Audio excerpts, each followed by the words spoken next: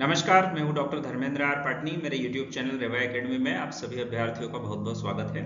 पिछले 2 एपिसोड में हमने ग्रामीण समाज और नगरी समाज के बारे में विस्तार से अध्ययन किया था। समाजशास्त्र विद रेवा एकेडमी सीरीज के इस एपिसोड में हम अध्ययन करने वाले हैं ग्राम नगर निरंतरता अथवा कन्वर्जेंस के बारे में और ग्रामीण नगरी सातत्य अथवा द रूरल अर्बन कंटिन्यूम के बारे में। आइए समझते हैं क्या होता है कन्वर्जेंस और क्या मतलब होता है द रूरल अर्बन कंटिन्यूम का। पिछले 2 एपिसोड में हमने ग्रामीण समाज और नगरी समाज की विशेषताओं के बारे में विस्तृत अध्ययन किया था और ग्रामीण समाज और नगरी समाज में क्या भेद होता है, उन दोनों में क्या मौलिक अंतर होते हैं, हमने यह भी जानने का प्रयास किया था। वास्तव में पिछले दशकों में निरंतर यातायात के साधन और संचार के साधनों में बहुत तेजी से वृद्धि और विकास हुआ है। यातायात और संचार के साधनों के निरंतर फलने फूलने के कारण ग्रामीण समाज और नगरी समाज में संपर्क बहुत तेजी से बढ़ा है। इस संपर्क के बढ़ने के कारण ग्रामीण समाज नगरी समाज की विशेषताओं को ग्रहण करते जा रहा है और नगरी समाज ग्रामीण समाज की विशेषताओं को ग्रहण करते जा रहा है। इस प्रकार से निरंतर ग्रामीण समुदाय और नगरी समुदाय के द्वारा एक दूसरे की विशेषताओं को ग्रहण करने के कारण कुछ समाजशास्त्री और विद्वानों का यह मत है कि अब ग्रामीण जीवन और नगरी जीवन में स्पष्ट रूप से अंतर करना बहुत कठिन कार्य हो गया है। इनकी तुलना करना भी निरंतर कठिन होता जा रहा है। मैकाइवर एवं पेज जैसे समाजशास्त्री ने भी इसी के कारण ग्राम नगर निरंतर्य की अवधारणा को विकसित किया है। कुछ समाजशास्त्रियों और विद्वानों का यह स्पष्ट मत है कि गांव और नगर की जितनी भी परिभाषाएं हैं उनमें स्पष्टता का अभाव है। समस्त परिभाषाएं यह स्पष्ट रूप से परिभाषित नहीं कर पा रही हैं कि वास्तव में गांव का क्या अर्थ है और वास्तव में शहर क्या है। एक तरफ स्पष्ट रूप से परिभाषा का अभाव, दूसरी तरफ निरंतर विकास कार्यक्रमों के कारण, वैश्वीकरण की प्रक्रिया के कारण और बढ़ते हुए औद्योगिकरण के कारण ग्रामीण जनजीवन में भी निरंतर तेजी से परिवर्तन उत्पन्न हो रहा है और नगरी जनजीवन में भी अत्यंत तेज गति से परिवर्तन उत्पन्न हो रहे हैं। निरंतर इन परिवर्तनों के कारण और स्पष्ट परिभाषा के अभाव के कारण विभिन्न समाजशास्त्रियों का यह मानना है कि गांव और नगर में अंतर करना अब बहुत मुश्किल हो गया है। इसी के कारण ग्राम नगर निरंतर्य अर्थात कन्वर्जेंस की संकल्पना का उदय हुआ है। समाजशास्त्री मैकाइवर एवं पेज के अनुसार अब गांव और नगर में अंतर करना बहुत मुश्किल कार्य हो गया है।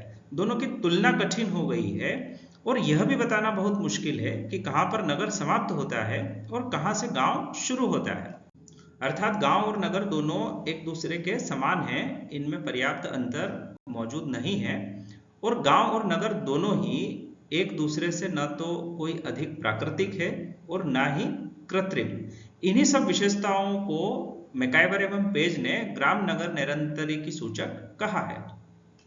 गिस्ट एवं हेल्बर्ट जैसे समाजशास्त्रियों ने भी यह स्पष्ट किया है कि ग्रामीण जीवन शैली और नगरी जीवन शैली में अब तक जितने भी अंतर स्पष्ट किए गए हैं और समाजशास्त्री अध्ययनों के आधार पर ग्रामीण जीवन और नगरी जीवन की जितनी भी तुलनाएं हुई हैं, ये समस्त अंतर और ये समस्त तुलनाएं सामुदायिक जीवन के तथ्यों पर आधारित होने के बजाय सैद्धांतिक अवधारणाएं ही ज्यादा प्रतीत होती हैं। अर्थात जमीनी स्तर पर ग्रामीण जनजीवन और नगरी जनजीवन में पर्याप्त अंतर देखने को नहीं मिलता है, किंतु सैद्धांतिक दृष्टि से यदि हम देखें तो ही यह अंतर दिखाई पड़ता है। अर्थात निष्कर्ष के रूप में कहें तो ग्रामीण समुदाय और नगरी समुदाय के बीच में निरंतर और सतत संपर्क के कारण पारस्परिक एक अंतःक्रिया उत्पन्न हो जाती है। इस पारस्परिक अंतःक्रिया के कारण एक ऐसी विशेष प्रकार की समन्वयपूर्ण स्थिति उत्पन्न होती है जिसमें ग्रामीण जीवन की विशेषताएं और नगरी जीवन की विशेषताएं एक साथ दिखाई देती हैं। अर्थात ग्रामीण जीवन और नगरी जीवन की विशेषताओं की सह उपस्थिति होती है। इसी प्रकार की विशेष स्थिति को ग्राम नगर निरंतर्य या फिर कन्वर्जेंस समाजशास्त्र में कहा गया है। अब बात करते हैं ग्रामीण नगरी सातत्य की। निरंतर बढ़ते हुए औद्योगिकरण और नगरीकरण के कारण ग्रामीण समुदाय और नगरी समुदाय में पारस्परिक अंतःक्रिया बढ़ती जा रही है। ग्रामीण समुदाय और नगरी समुदाय की बढ़ती हुई अंतःक्रिया और इन दोनों ही समुदायों में निरंतर कम होते हुए अंतर के कारण ग्रामीण समाजशास्त्र में ग्रामीण नगरी सातत्य की अवधारणा विकसित हुई है। ग्रामीण नगरी सातत्य की अवधारणा ग्रामीण समुदाय और नगरीय समुदाय में अंतर को स्पष्ट नहीं करती है, बल्कि इसके स्थान पर इन दोनों में पाई जाने वाली निरंतरता को विस्तार से बताती है। एक कस्बा ग्रामीण नगरी सातत्य का सबसे सर्वश्रेष्ठ उदाहरण है। कस्बा एक ऐसा क्षेत्र है जहां पर ग्रामीण और नगरीय विशेषताएं दोनों एक साथ पाई जाती हैं, और कस्बे को न तो पूरी तरह से गांव कहा जा सकता है और न ही इसे पूरी तरह से विकसित शहर कहा जा सकता है। यहाँ पर ग्रामीण और नगरीय जीवन शैली के ठीक बीच की स्थिति होती है। इसे इस प्रकार से भी कहा जा सकता है कि सभ्यता के विकास क्रम में ऐसे क्षेत्र भी विकसित हुए हैं जहां पर ग्रामीण विशेषताएं और नगरीय विशेषताएं एक साथ पाई जाती हैं, और इन क्षेत्रों में इस तरह की जीवन शैली होती है जिसे न तो पूरी तरह से ग्रामीण जीवन शैली कहा जा सकता है और न ही पूरी तरह से नगरीय जीवन शैली कहा जा सकता है। इन्हीं क्षेत्रों को ग्रामीण नगरीय सातत्य कहा जाता है। अर्थात ग्रामीण समुदाय और नगरीय समुदाय में जो अंतर स्पष्ट दिखाई पड़ते हैं या परिलक्षित होते हैं, वे अंतर पूरी तरह से एक दूसरे के निरपेक्ष नहीं होकर सापेक्ष होते हैं, और ये अंतर केवल मात्रा के ही होते हैं। संक्षेप में सार रूप में यह कहा जा सकता है कि निरंतर ग्रामीण समुदाय और नगरीय समुदाय के संपर्क के कारण ग्रामीण समाज में नगरीय विशेषताएं प्रवेश कर गई हैं। इस कारण से ग्रामवासियों की जीवन पद्धति को शहरवासियों की जीवन पद्धति से पूरी तरह से पृथक करना लगभग नामुमकिन सा हो गया है। ग्रामीण नगरीय सातत्य की अवधारणा इसी परिवर्तित वास्तविकता को समाजशास्त्रीय परिप्रेक्ष्य के अनुसार प्रस्तुत करती है। समाजशास्त्री जी.जे. गाल्पिन ने ग्रामीण समाज के अपने अध्ययन के आधार पर लिखी गई पुस्तक रूरल लाइफ में अपनी व्याख्या में स्पष्ट बताया है कि नगरों के विस्तार की प्रक्रिया के फलस्वरूप, अर्थात ग्रामीण और नगरीय समुदाय के संपर्क के फलस्वरूप, जब नगर का विस्तार होता है तो इस विस्तार की प्रक्रिया में सीमा से लगे हुए गांव नगर की सीमा के अंदर आते चले जाते हैं। इस संपर्क और इस अंतःक्रिया के कारण कुछ ऐसे क्षेत्र विकसित होते हैं जो कि ग्रामीण विशेषताओं और नगरीय विशेषताओं की बीच की विशेषता वाले क्षेत्र होते हैं। इन्हीं क्षेत्रों को ग्रामीण नगरीय सातत्य कहा जाता है। जी.जे. गाल्पिन ने इन क्षेत्रों को ग्राम्य नगर कहा है, जिसे अंग्रेजी में रूरर्बन कहते हैं। रूरर्बन ऐसे क्षेत्र हैं जो कि ग्रामीण और नगरीय विशेषताओं की बीच की विशेषता वाले क्षेत्र होते हैं। ग्राम्य नगर अथवा रूरर्बन शब्द का सर्वप्रथम प्रयोग ग्रामीण समाजशास्त्र में जी.जे. गाल्पिन ने ही किया था। इस प्रकार गांव और नगर के बीच की विशेषताओं वाले क्षेत्र को, अर्थात मिश्रित विशेषताओं वाले क्षेत्र को रूरर्बन कहते हैं, और मिश्रण की इस प्रक्रिया को, अर्थात गांव और नगर की विशेषताओं के मिश्रण की प्रक्रिया को रूरर्बनाइजेशन कहते हैं।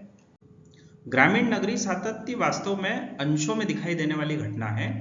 ग्रामीण नगरीय सातत्य के जितने भी समर्थक विद्वान हैं, इस अवधारणा को मानने वाले सभी समाजशास्त्रियों का मत है कि गांव और नगर में अंतर जनसंख्यात्मक दृष्टि से, भौगोलिक दृष्टि से और आर्थिक दृष्टि से उतने स्पष्ट नहीं होते हैं जितने कि सामाजिक दृष्टि से।